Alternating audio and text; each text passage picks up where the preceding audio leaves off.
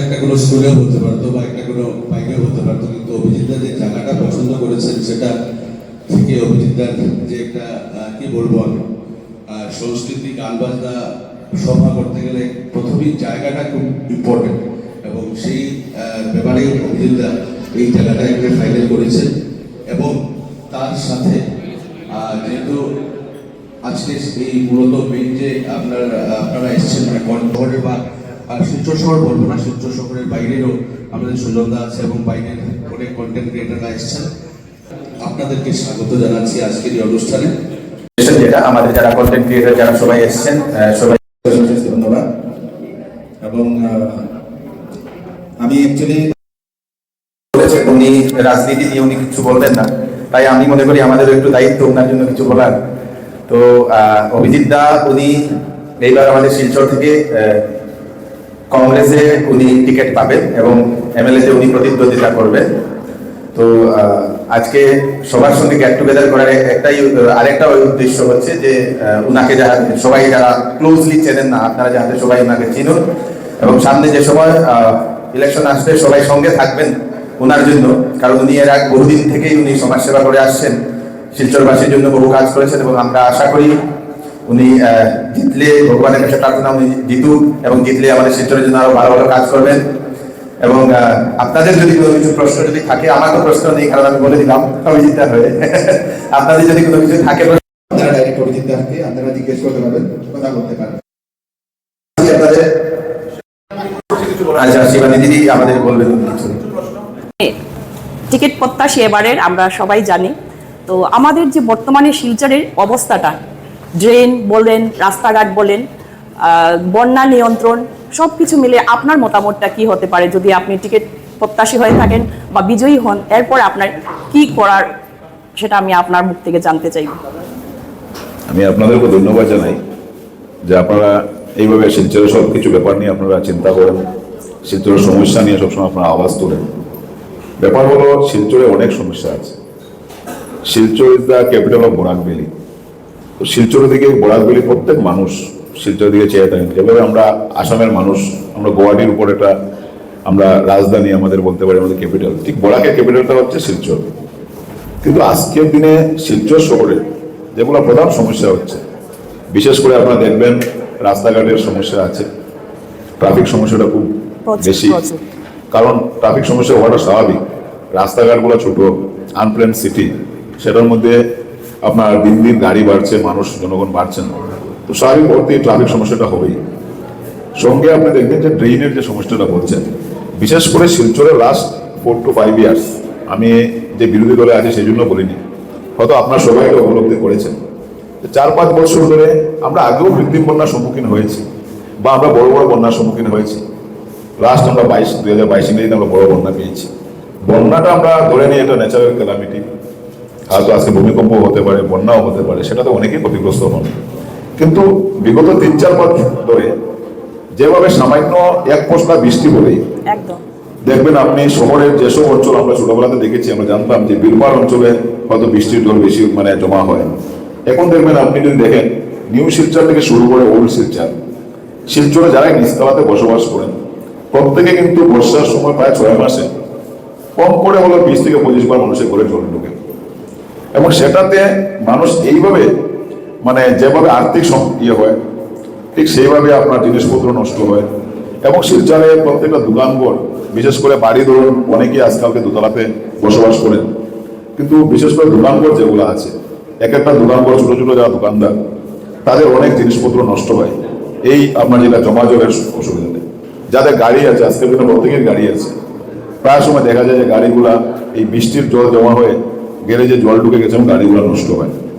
এই যে সমস্যাটা 3-4 বছর ধরে খুব বেশিভাবে হচ্ছে, সেটা কারণ হচ্ছে বিশেষ করে যেগুলা ড্রেন, শহরের যেগুলা ড্রেন, সেগুলাকে উন্নয়নের নামে সেই একসাথে যেভাবে একটা বিশৃঙ্খলাভাবে ড্রেনের কাজ শুরু করা হয়েছে, যেটার কোনো প্ল্যান নাই।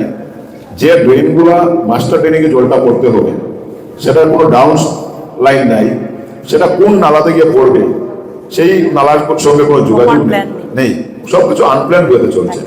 এবং দেখবেন রাঙ্গির খাল, সিঙ্গির খাল, যেগুলো শিলচর শহরে বড় বড় যেগুলো খাল আছে, যেগুলো আমাদের ছোটখাটো পল্লী রাস্তার জল গিয়ে যেরকম যায়, সেই রাঙ্গের খাল সেঙ্গের খাল প্রত্যেক বছর পরিষ্কার করার জন্য একটা টাকা আসে সরকার থেকে, কিন্তু শীতের সময় সেই ড্রেনগুলো কোনো পরিষ্কার করা হয় না।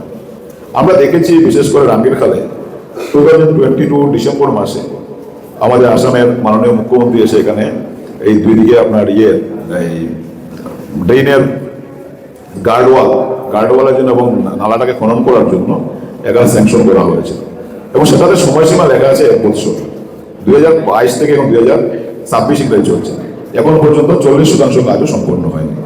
এবং দেখবেন আপনি সিঙ্গির খাল বিশেষ করে পাবলিক স্কুলের ব্যাক সাইড নিয়ে, রাঙ্গের গাড়ি নিয়ে, ন্যাশনাল হাই রোড নিয়ে যে আপনার এই শিব কলোনি হয়ে যে নালাটা গিয়ে যেটা গিয়ে আপনার গাগরা নদীতে পড়ে, সেই নালাটাতে টোটালি দেখবেন এখন স্ট্যাগন্যান্ট অবস্থায় আছে জল। আমি আশ্চর্য, বিলপাড়ে গিয়ে দেখবেন শীতের মরশুমে প্রায় 4 থেকে 5 মাস ধরে অত বৃষ্টিপাত হয়নি, আমি যদি ভুল না বলি। এখনো গিয়ে দেখবেন নালার জল বিলপাড়ে অনেক বাড়িতে আছে। সেটাতে কি হয়েছে, এই জমা জল থেকে মশা মাছির উপদ্রব, মানুষের রোগে আক্রান্ত হচ্ছেন, এই যে বিশৃঙ্খলা পরিবেশ। এবং বর্তমানের বিধায়ক শিলচরকে উন্নয়ন দেখানোর জন্য উনি একসাথে যেভাবে একটা ড্রেনের কাজের একটা মহড়া শুরু করেছেন, এবং এখন পর্যন্ত 5 বছর একটা ড্রেনের কাজ সম্পন্ন হয়নি। আমার হিসেবে যদি সত্যিকারে কেউ যদি এখানে উন্নয়ন চায়, সত্যিকারে যদি শিলচর শহরকে জমা জলের থেকে যদি দুর্গতি থেকে যদি মানুষকে করতে চায়, তাহলে সবচেয়ে প্রথম প্রয়োজন প্ল্যান ওয়াইজ ড্রেনের কাজ করা, সর্বপ্রথম রাঙ্গির খাল এবং সিঙ্গির খালকে পরিষ্কার করা, সেই ড্রেনকে খনন করা, এবং সেই ড্রেনটাকে গিয়ে যেভাবে গাগরা নদীতে পড়বে সেটার আগে এই লিঙ্কেজটা ঠিক করা, এবং সাথে সাথে এক একটা ড্রেন করে কাজগুলা সম্পূর্ণ করা, তাহলে আপনার জমা জলের সমস্যা অনেকটা নিরসন হবে। সেকেন্ড থিংস হচ্ছে আপনারা দেখবেন পিডব্লিউডিতে আমরা যতটুকু জানি যে পিডব্লিউডি যখন রাস্তা নতুন করে স্যাংশন হয়, যখন একটা রাস্তা ভাঙে তারপরে নতুন স্যাংশন হয়, সেটা কিন্তু আগে রাস্তাটাকে ঘুরে তারপর আবার নতুন করে বানাতে হয়, কিন্তু হাইট বাড়াতে হয় না। কিন্তু আমাদের শিলচরে একটা নিয়ম আছে, প্রত্যেক বছর সেটা একটা কন্ট্রাক্টরি বেনিফিট, সেটা সবাইকে বুঝানোটা একটু কষ্ট হবে, কিন্তু কি করা হয়, যখন রাস্তা আবার স্যাংশন হবে দেখবেন আবার 6 ইঞ্চি বা 12 ইঞ্চি রাস্তাটা হাইটটা আরো উঁচু হয়ে যায়। তো মানুষের ঘর বাড়িতে একটা 2 দিন পর চেঞ্জ করতে পারবে না।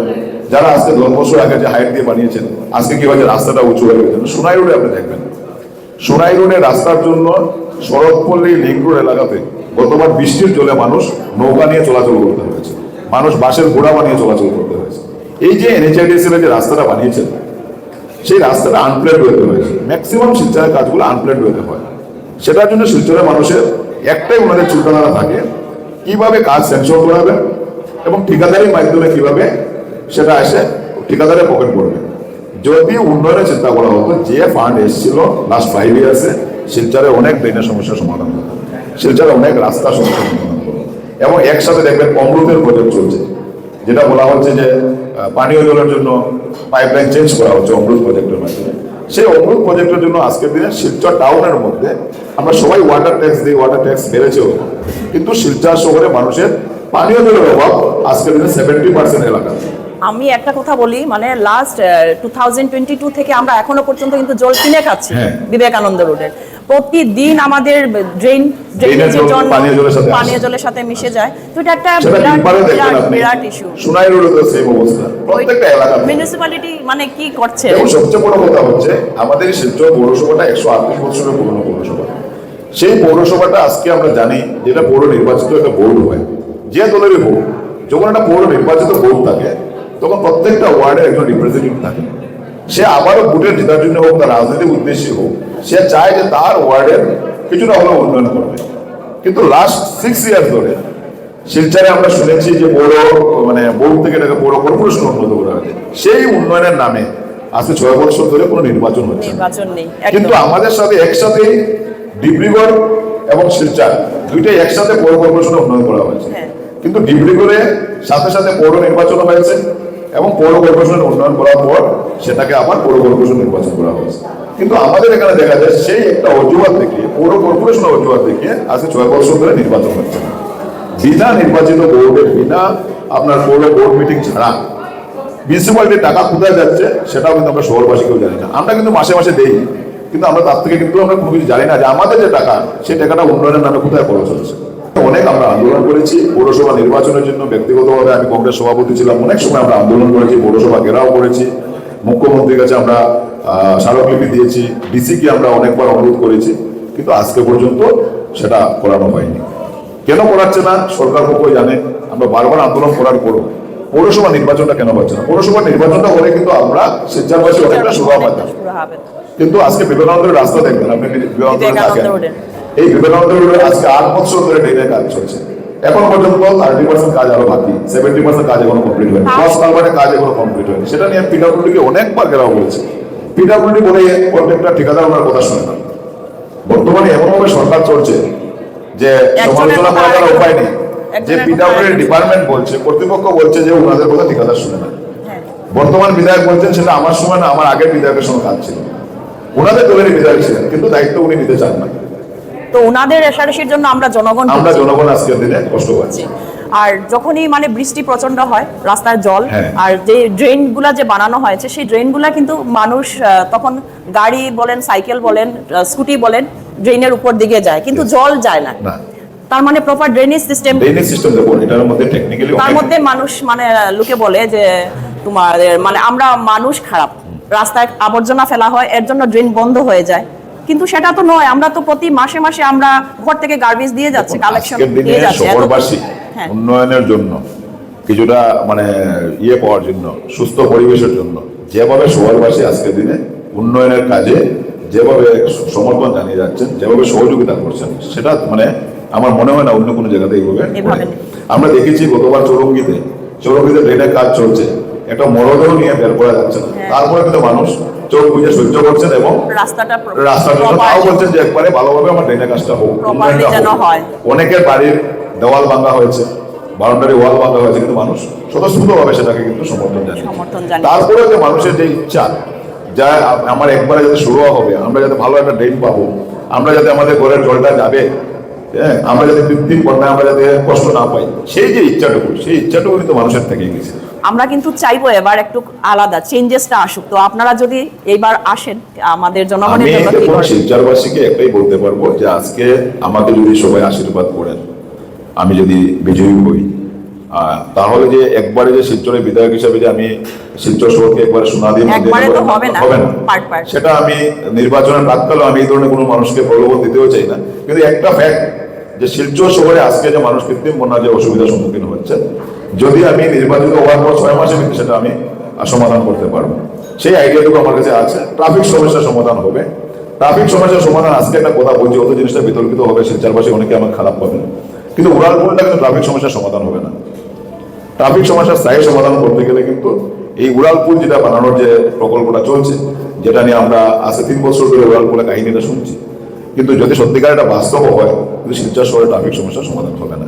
ট্রাফিক সমস্যার সমাধান করতে গেলে শিলচরের বাইপাসটা কমপ্লিট করতে হবে।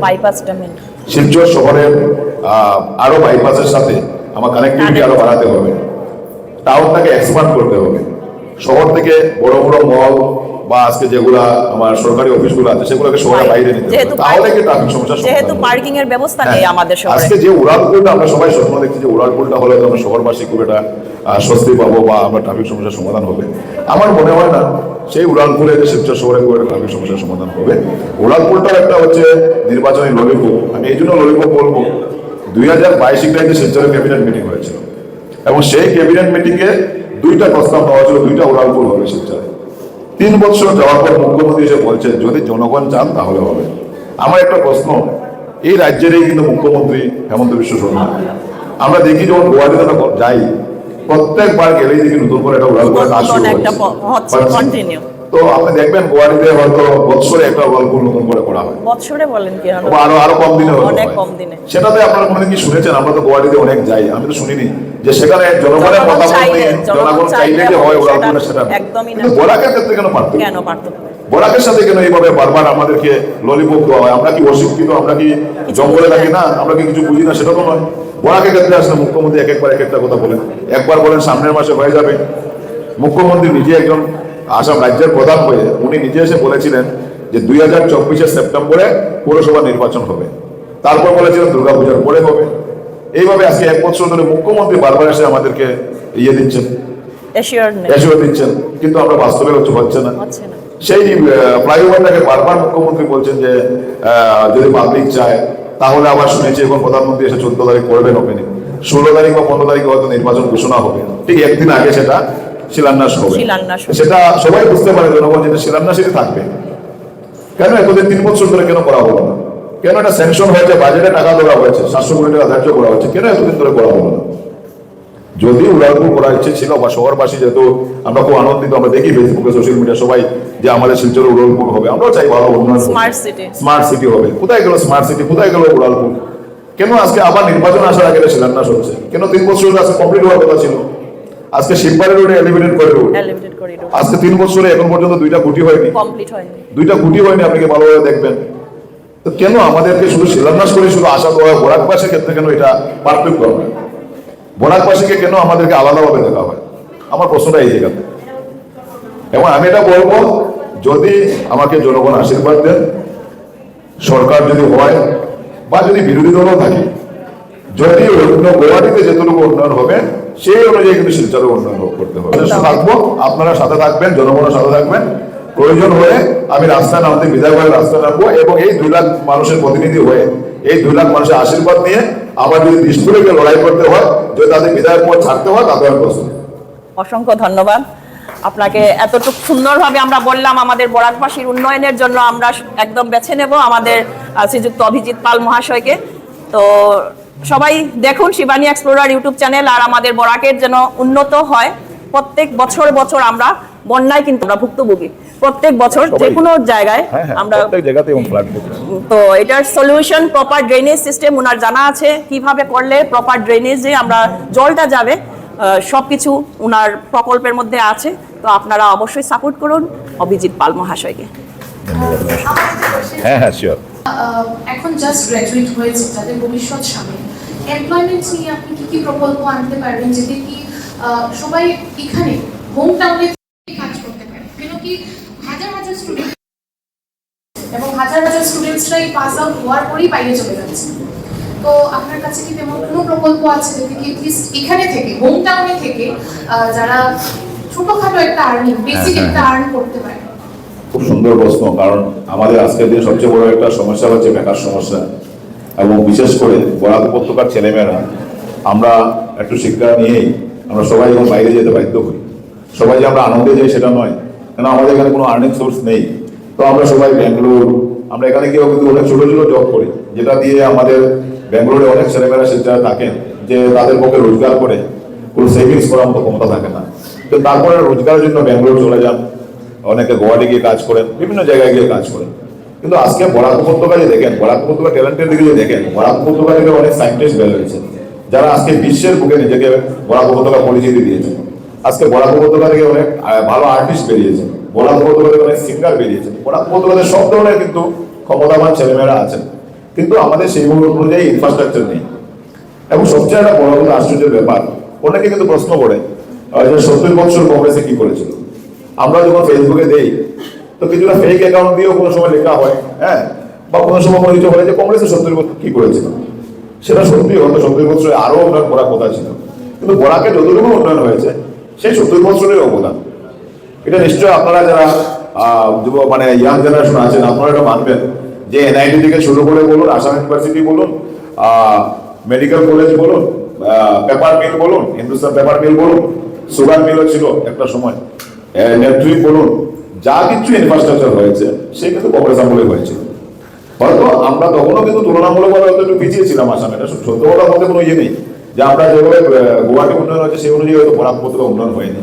কিন্তু আজকে যদি আমরা 10 বছরকে দেখি, যারা বারবার 70 বছরকে টার্গেট করছে, সেই 10 বছরে কিন্তু বরাক উপত্যকাতে কোনো ইনফ্রাস্ট্রাকচার ডেভেলপমেন্ট হয়েছে আমার তো জানা নেই। যদি আপনাদের জানা থাকে, আমার তো মনে হয় না যে কোনো ধরনের কোনো ইনফ্রাস্ট্রাকচার ডেভেলপমেন্ট হয়েছে। শুধু গুরুচরণ কলেজটাকে গুরুচরণ ইউনিভার্সিটি করা হয়েছে, এবং নামে শুধু ইউনিভার্সিটি করা হয়েছে, এখন পর্যন্ত মাস্টার ডিগ্রি ক্লাস শুরু হয়নি, সেই ফ্যাকাল্টিস নেই। এবং ভাইস চ্যান্সেলর যাকে নিযুক্তি করা হয়েছে ওনারও স্যালারিটা পর্যন্ত এখন পর্যন্ত রেগুলারাইজ হয়নি। তো জাস্ট নামে কলেজ থেকে ইউনিভার্সিটি হয়েছে, কিন্তু ইউনিভার্সিটি কোনো ইনফ্রাস্ট্রাকচার ডেভেলপমেন্ট আজকে পর্যন্ত হয়নি, বা 1 বছর উপর চলছে।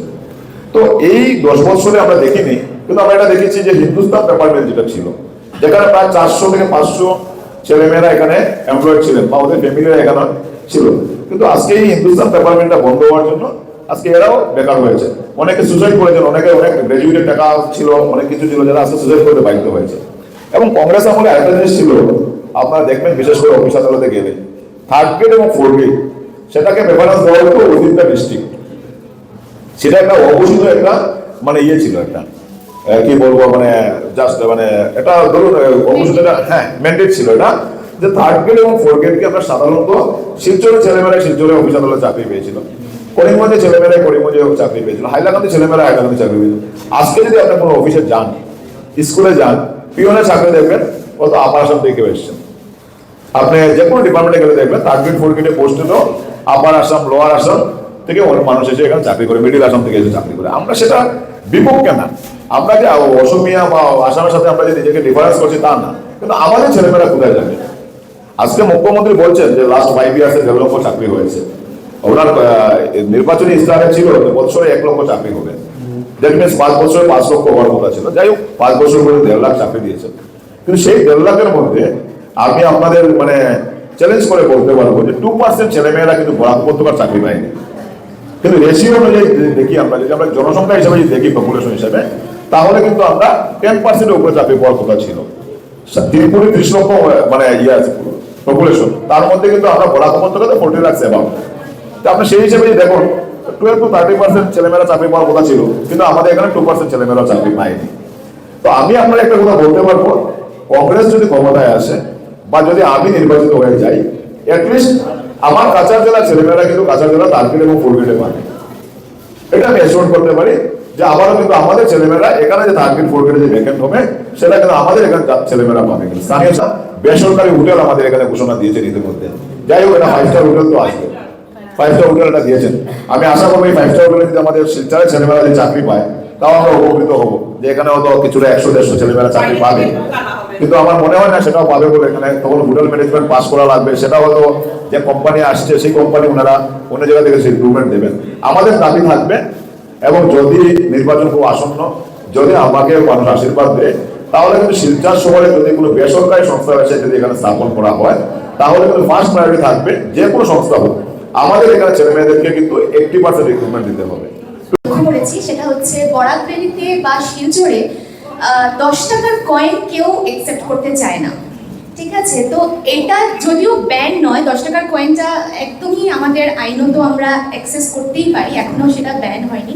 কিন্তু খুব বেসিক একটা প্রবলেম আমি রিসেন্টলি ফেস করেছি, সেটা হচ্ছে আমরা যখন কোল্ড ড্রিঙ্কস কিনতে যাই, সেটার দাম যদি 40 টাকা হয়, সেটা যদি ফ্রিজারে রাখা থাকে সেক্ষেত্রে 5 টাকা এক্সট্রা চার্জ নেওয়া হয়, যেটা কিন্তু নেওয়ার দরকার নেই, উচিত না সেটা।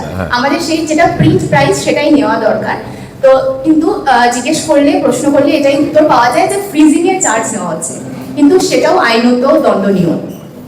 4th হচ্ছে স্যার, আমাদের প্রায় মানে পুরো শিলচরে পাড়ায় পাড়ায় যখন নালা পরিষ্কার করা হয়, সেই নালার নর্দমাগুলো উঠিয়ে সেখানেই রেখে দেওয়া হয় আনটিল সেগুলো শুকিয়ে যাচ্ছে না, এবং তারপরে পৌরসভার গাড়ি এসে সেগুলো ক্যারি করে নিয়ে যাওয়া হয়। কিন্তু যতক্ষণে পৌরসভার গাড়ি সেটা নিয়ে যাচ্ছে, ততক্ষণে কিন্তু সেটা ছড়িয়ে গেছে পুরো শিলচরে। তো তার যখন মানে এত সময় যতদিন এই নর্দমাগুলো নালায় ছিল, ততদিন শুধু ড্রেনটাই নোংরা ছিল, এবং যখন সেই ড্রেনটা ক্লিন করে সেটা রাস্তায় রাখা হলো, তখন রাস্তাটাও নোংরা হলো, এবং চারপাশে এখান থেকে আরো অনেক অসুখ এবং অনেক কিছু ছড়াতে এটা থেকে আমরা জানি পারে। তো এই 4টে সমস্যা আমি পার্সোনালি ফেস করেছি শিলচরে। আপনি ইন ফিউচারে বা আমরা ভবিষ্যতে এই 4টে সমস্যা, যেটা খুবই বেসিক, যেটা নিয়ে আমাদের মনে হয় কথা বলা, যেরকম কয়েন নিয়ে আমাদের সবাইকে অ্যাকসেপ্ট করা দরকার, এবং সেটাকে এইভাবে একটা মানে প্র্যাকটিসে পরিণত করাটা ঠিক নয়, যে না কেউ নিচ্ছে না আমিও নিচ্ছে, তাহলে এটা ব্যানই করে দেওয়া হোক। 40 টাকার জায়গায় 45 টাকা করে 5 টাকা, ঠিক আছে, ও দিয়ে দিচ্ছে আমিও দিয়ে দিই, কি আর যাচ্ছে, 5 টাকাই যাচ্ছে, কিন্তু 5 টাকা করে আমরা অনেক টাকাই আমরা দিচ্ছি। আর প্লাস্টিকের কথাটা তো বললামই, সেটা অনেক জায়গায় ব্যান, কিন্তু প্লাস্টিক তাও আমরা সবাই ব্যবহার করছি। তো এই 4টে অসুবিধা আমি ফিল করছি, এবং আই গেস আমরা শিলচরে অনেকেই সেই সমস্যার সম্মুখীন হয়েছি। তবে আমাদের কি আশা দিতে পারেন যে এই ব্যাপারে আমরা ঠিক কতটা উন্নতি ফিউচারে দেখতে পারবো? সবল আপনি বোধহয় হ্যাঁ, ঠিকই আছে। এই যে যেগুলা টপিকটা ঠিক সেইভাবে মিলে আপনার ইয়ের সাথে, তো কথা হলো যদি আমি এটা একবারে স্পষ্ট যদি সেটা উত্তর দিই, হয়তো অনেক ভিউয়ার্স থেকে আমাকে, যেহেতু আমি রাজনীতিতে জড়িত, তো আমাদের অনেকে ফেক অ্যাকাউন্ট দিয়ে গালি দেবে, সত্য কথা যদি বলি। তো প্র্যাকটিক্যাল কথা হচ্ছে যে এই যে কয়েনের কথা আপনি বলছেন যে কয়েনটা শিলচরে নেওয়া হয় না, আমরা যখন ঘরের উপরে যাই, এটা আমিও ফেস করেছি। অনেক সময় ক্যালকাটা গুয়াহাটিতে গেলে অনেক 10 টাকা কয়েন্স আমাদের কাছে থেকে যায়, কিন্তু শিলচর সময় কোনো দোকান দিলে পান দোকান থেকে বলে কোনো দোকান দিলে নেয় না। সেটার জন্য কিন্তু দোকানদার দায়ী নয়, কারণ দোকানদার টাকাটা জমিকে ব্যাংকে জমা দেয়। আমাদের শিলচরের ব্যাংকগুলোই সেই কয়েন্সগুলোকে নিতে চায় না। সেটার জন্য রায়পুর এসবিআই হচ্ছে মানে ব্যাংকের মাদার ব্যাংক বলতে পারে এসবিআই কে, সেটা এসবিআই কে কোয়েশ্চন করা মানে প্রয়োজন, বা সেটা যদি এসবিআই এর সাথে কোনো প্রতিনিধিকে কথা বলতেন। আজকে আপনি নিশ্চয়ই খুব ভালো একটা জিনিস প্রশ্ন করেছেন, এবং চেষ্টা করবো যাতে ইলেকশন ডিক্লেয়ার হওয়ার আগেও সেটা নিয়ে একবার এসবিআই জিএম এর সাথে কথা বলবো। কারণ আমরা দেখি বদরপুরে গেলে সত্যি এটা চলে, করিমগঞ্জে চলে, হাইলাকান্দিতে চলে, কিন্তু আমরা এখানে চলে না। তো সেটা কিন্তু এটা খুব ভাইটাল কিন্তু মানুষ আমরা হয়তো আজকের দিনে টাকার ভ্যালুটা অনেক কমেছে, সেই জন্য আমরা 5 টাকা 10 টাকা ঠিক সেইভাবে ভ্যালু দিই না, কিন্তু সেটা কিন্তু অনেকেই ফেস করেন, এবং অনেক গরিব মানুষের কাছে এটা খুব ভ্যালুয়েবল জিনিস, বা সবাই কাছে টাকা তো ভ্যালুয়েবল জিনিস। তো সেই জন্য এটা এসবিআই জিএম এখানে সেটাকে তুমি ইনিশিয়েটিভ নিতে হবে। উনি যদি সব ব্যাংকে যদি লিড ব্যাংক বলা হয় ওনাকে, যদি লিড ব্যাংক যদি সব ব্যাংকে যদি সেই ইনস্ট্রাকশনটা দেয়, নিশ্চয় সব ব্যাংকে টাকাটা নেবে। আর যখন ব্যাংকে টাকাটা জমা নেবে, দেখবেন আপনি দোকানদারও রাখবেন। দোকানদাররা অনেকেই বলে যে দাদা রেখে কি করবো, ব্যাংকে টাকা নেয় না, টাকা কি বেশি হয়ে গেছে। ব্যাংক বলে মানুষ যেভাবে সচেতন, আমরা কিন্তু বরাকবাসী কিন্তু ততটুকু সচেতন না। তো সেটা আমাদেরও সচেতন হওয়া উচিত। আর আপনি যে কথাটা বলছেন মিউনিসিপ্যালিটির যে জাবলা পরিষ্কার করে দেবে আমার সামনে রেখে যায়, সেটা হচ্ছে মিউনিসিপ্যালিটির মানে টোটালি অকর্মণ্যতা, তাদের গাড়ির অভাব, তাদের স্টাফ অভাব, লেবারের পয়সা করা হচ্ছে, মারা হচ্ছে, লেবার কম ভাবে ইউজ করা হচ্ছে। নাহলে কিন্তু বড় বড় শহরে দেখবেন রাত্রেবেলা জাবলা পরিষ্কার করা হয়, সকালবেলা দেখবেন আপনি কোনো জাবলা পাবেন না, রাত্রে 10টার পর কাজ করা হয়। আমাদের এখানে কি করা হয়, ঠিক যখন শহরে জামটা লাগে, ঠিক যখন অফিসিয়াল টাইম হয়, তখন দেখবেন মিউনিসিপ্যালিটির গাড়ি এসে কিন্তু জাবলা পরিষ্কার করছে। সেই ব্যাপারে যদি কেউ নজর দেয় তাহলে তো একদিনের কাজ এগুলো।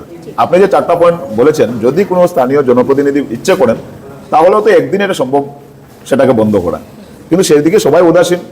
আজকে আপনি বলেছেন, নিশ্চয় আমিও চেষ্টা করবো যে নির্বাচনের আগেই, বিশেষ করে কয়েনের ব্যাপারটা বলছেন, সেটা হয়তো জিএমের সাথে কথা বলে দেখবো। আর বাকি যেগুলো বলছেন আপনি, যদি আমাকে মানুষ আশীর্বাদ দেন, এগুলা মানে ইয়ের ভিতরে আছে, ক্ষমতার ভিতরে, একজন জনপ্রতিনিধি ক্ষমতার ভিতরে আছে, খুব তাড়াতাড়ি এটা সম্ভব সেটাকে সলিউশন করাটা। आपसे ये है कि हमने अक्सर देखा है हमारे सिलचर शहर पे काफी सारे जानवर जैसे कि गाय, कुत्ते और अन्य पशु जो है वो ऐसे ही पाए जाते हैं, कचरा कंज्यूम करते हैं, और काफी टाइम ऐसा होता है कि गाड़ियों से उनकी हत्या भी हो जाती है। मैं जानना चाहूंगी कि आपका विजन क्या है उनको लेकर। আমাদের যারা মানে আজকের দিনে দেখি আমরা অনেক পশুপ্রেমীরা আছেন যারা পশু পাখিকে ভালোবাসেন, এবং অনেক এনজিও এরা কাজ করছে। তো এনজিও গুলাকে আরো সুবিধা করে দিতে হবে, বিশেষ করে যেগুলা রাস্তার পাশে কুকুর, গরু, আমরা দেখি গরু সাধারণত অনেকেই লালন পালন করেন, ঠিক যখন বাচ্চা দেয় তখন কিন্তু গরুকে নেওয়া হয়, বাকি সময় কিন্তু রাস্তায় ছেড়ে দেওয়া হয়। কিন্তু সেটার জন্য পৌরসভার আগে একটা গোয়াল ছিল, যে পৌরসভা সে ব্যাপারে কিন্তু সংরক্ষণ করে না, গোয়াল রাখতো। আজকের দিনে পৌরসভা সেই কাজটা করে না। তো সেই ব্যাপারে বিভিন্ন এনজিও আছে কাজ করছেন, বিশেষ করে কুকুরের উপর অনেকে কাজ করছেন যারা পশু প্রেমীরা আছে, আমি তাদেরকে ধন্যবাদ জানাই। এবং আগামী দিনে আমারও সেই চিন্তাধারা আছে, আমি কিন্তু কুকুর গরু খুব ভালোবাসি, সবাই মানুষ প্রত্যেকে ভালোবাসে। আমরা হচ্ছে মানে দেখবো আগামী দিনে যে বিভিন্ন এনজিওর মাধ্যমে বিভিন্ন এনজিওরা বিভিন্ন ইয়ের উপর কাজ করে থাকে। ক্রিয়েটাররা আজকে যেভাবে সমাজে দায়িত্ব পালন করে যাচ্ছেন, আপনারা বিশেষ করে ছোট ছোট ঘটনা যেগুলো অনেক কিছু অজানা ছিল, সেই তথ্যগুলো আপনারা যেভাবে সময়ের সাথে সাথে সেগুলো তুলে ধরছেন, সেইগুলো সমাজ অনেক আজকের দিনে অনেক এগিয়ে যাচ্ছে, সমাজে অনেক কিছু আজকের দিনে ক্রাইম বলবো আপনাদের জন্য অনেকটা কম হচ্ছে। বিভিন্ন ক্ষেত্রে আপনারা ভূমিকা নিচ্ছেন, সমাজকে কিভাবে সুন্দর করে তোলা যায়। সবাই কিন্তু প্রেস মিট ডাকে, কিন্তু আজকে অভিজিৎ দা মানে এমন একটা সুন্দর অ্যারেঞ্জমেন্ট করেছেন, কন্টেন্ট ক্রিয়েটারদেরকে আজকে উনি ডেকেছেন। সত্যি আমাদের খুব ভালো লাগলো, আজকে কন্টেন্ট ক্রিয়েটার যে উৎসাহ দিয়েছেন, উনি প্রায়োরিটি দিয়েছেন, সত্যি অনেক অনেক শুভেচ্ছা থাকলো। আপনার আগামী দিনগুলো যেন ভালো কাটুক, আর আমরা যেন আপনাকে সবসময় আমাদের পাশে পাই। আমরা সবসময় চাই যে আপনারা পাশে থাকুন, সবাই মিলে যাতে আমরা একটা সুন্দর সমাজ গঠন করতে পারি। একদম। তো আজকে ভিডিওটা এখানেই শেষ করছি, ভালো লাগলে অবশ্যই লাইক, কমেন্ট ও শেয়ার করে পাশে থাকবেন।